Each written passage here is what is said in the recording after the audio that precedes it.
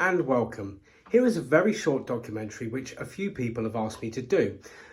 The comparison of Edwardian service to the current period. How does it relate and why?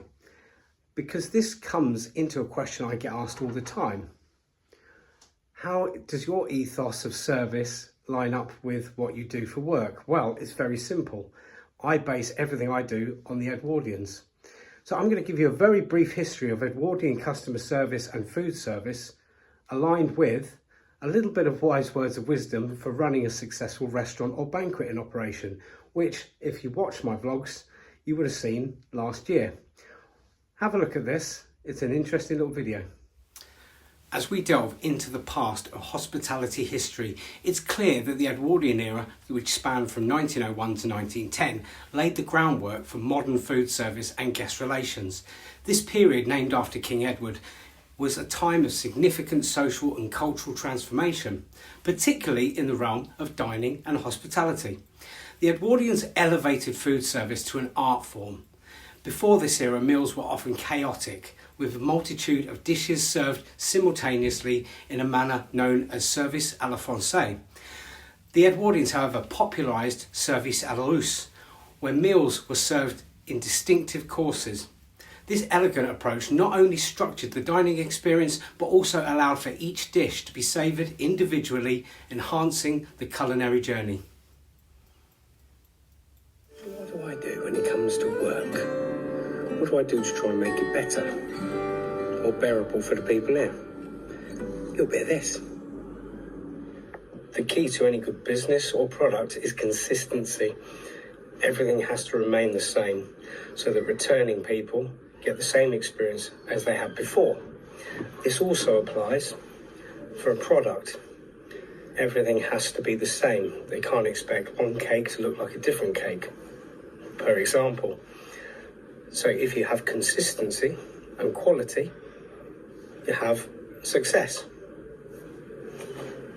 Simple. So achieving that, people will come back again. They will also leave good reviews and feedback, which in turn will create new business.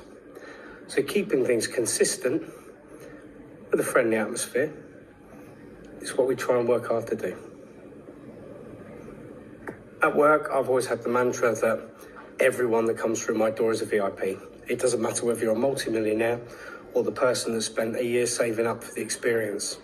You will get exactly the same treatment as what anyone else would. And that's why I think we've been very good in the tea room at retaining people and having good feedback. Everyone feels special when they come and see us. One of the mantras, if you like, that I've always worked by is greet everyone you see. Doesn't matter where they are. If you're passing a corridor, say good morning, afternoon, how you doing, whatever it is. Because everyone likes to be acknowledged. Acknowledging people makes them feel like you care. We genuinely do, but it just obviously makes it more of a vocal exercise. People are a lot happier when you make a little effort. Always appear happy, no matter what. People buy from people. You've got to have something they want to buy. Be personable, be genuine, showing interest in why they're here. Showing interest in what they're here for, what they're doing, where they're going. If you do that, you'll set up an easy success. I've worked for a few, although I've been very lucky, managers that like to scream and shout and bark orders. There's no need. Get on a level with your staff. You have to be a little bit above it all, but you've still got to maintain a friendly aura, approachability, open door policy.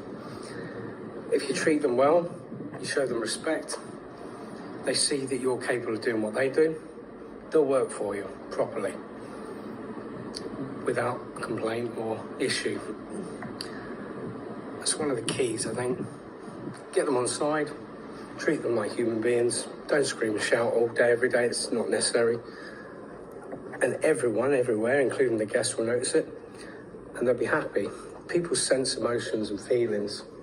I'm not going to go down that road of auras and things, but there is a degree of truth. You can feel an atmosphere. I know I can, so it's always good just to be respectful and polite. Don't scream and shout. Guest relations also underwent a significant transformation during this period. The Edwardian ethos was centred around making guests feel extraordinarily special. Service was characterised by refined attentiveness and a meticulous eye for detail. Staff were trained, unlike their counterparts in the Victorian era, so much to anticipate guest needs. Anticipation was key. Think of what they will need. They provided a seamless and almost invisible service which emphasised comfort and luxury. As the 20th century progressed, these principles evolved to meet the demands of modern society. The efficiency and elegance of Edwardian service blended with the need for speed and convenience. This merger gave rise to fast food chains and casual dining establishments, which adopted the streamlined service models while maintaining a welcoming atmosphere. Meanwhile, fine dining restaurants preserved the tradition of meticulous service and personalised guest relations, often integrating modern innovations to enhance their whole guest experience. When we talk about this, many people can relate to the kind of thing that is relevant by looking at programmes such as Downton Abbey. What I always try to advise is, if you want to be good at hospitality, look back in history to the Edwardians, because that was the period of time and a group of people that really created excellence. So today we see the enduring legacy of the Edwardian hospitality structure within our meals, the way we interact with other guests, and the overall dining experience. From the layout of the multi-course dinner to the attentive service that makes each guest feel valued. The influence of Edwardians remains steadfast. It's a cornerstone of contemporary hospitality. Many people don't seem to correlate this in the modern day and age, but the reality is, what we do now in this industry is what came from them. The Victorians laid the stones and the Edwardians built it to the customer-centric situation it is today. So the next time you enjoy a meal, just experience the impeccable service. Remember that these practices were honoured over a century ago. The Edwardians committed to elegance, efficiency and guest satisfaction. It was a set standard that we continue to try, at the very least, uphold in the art of hospitality. It remains timeless and treasured. Thank you. Once again, thank you very much for watching my documentary. If you are interested in Edwardian and Victorian histories, do have a look at my channel where you can find many things, including my recent release of the Emmeline Pankhurst story. There will be many more features of this type coming throughout the year. So do keep an eye, like and subscribe, and it's great to see you.